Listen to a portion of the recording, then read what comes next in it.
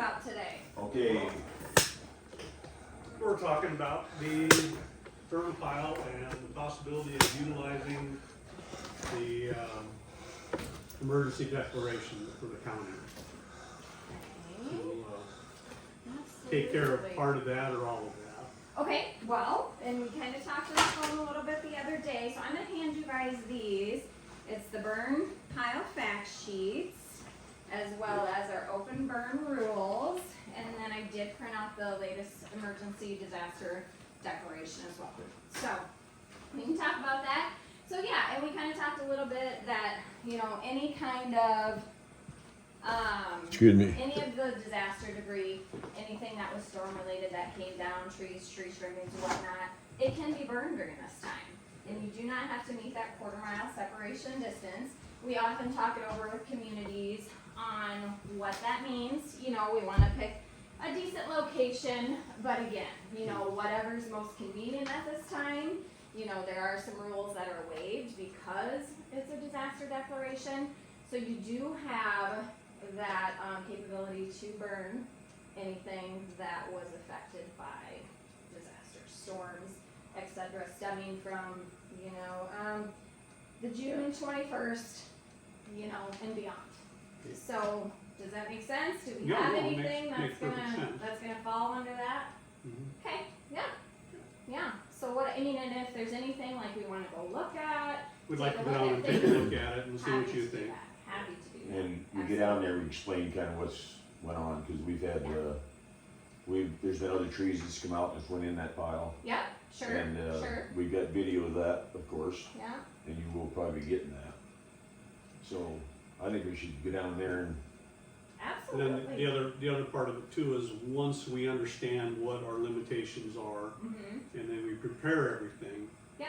Is to make sure that we've complied with everything that you think that we have to do to make sure we did it right, definitely, so that there's no confusion before we yeah, actually put it on fire. Yeah. And we meet the conditions and whatever else. absolutely. the other thing is, we just talking to the fire chief here, or the second in charge, and he said the winds are pretty much out of the south Okay, right now.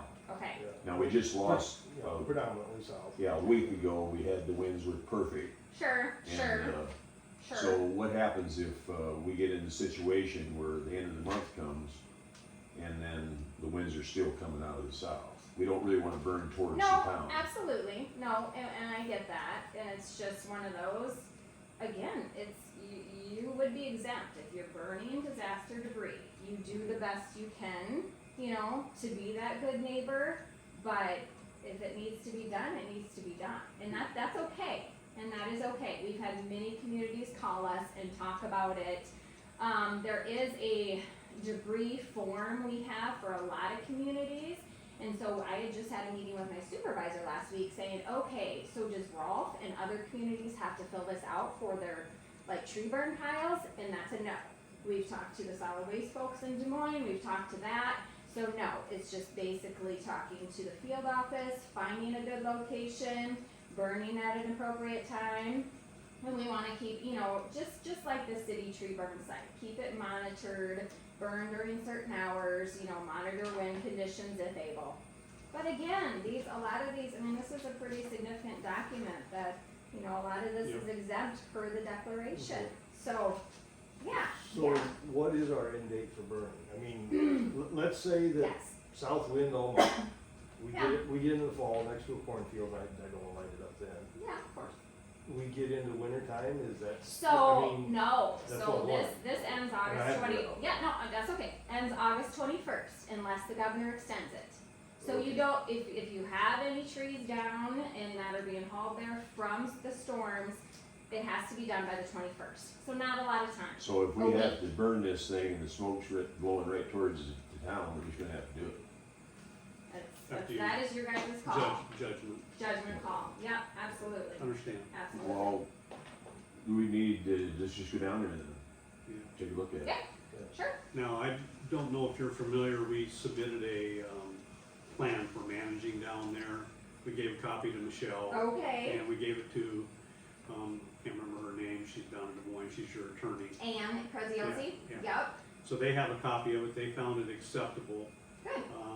We're probably gonna amend that because we have found in the country a landowner who is willing to work with us on this. Good, And good. so we kinda wanna touch base with you folks too, to make sure that what we do is copacetic, you know, Yep, and we don't, we have a plan and we don't wanna get anybody in any trouble.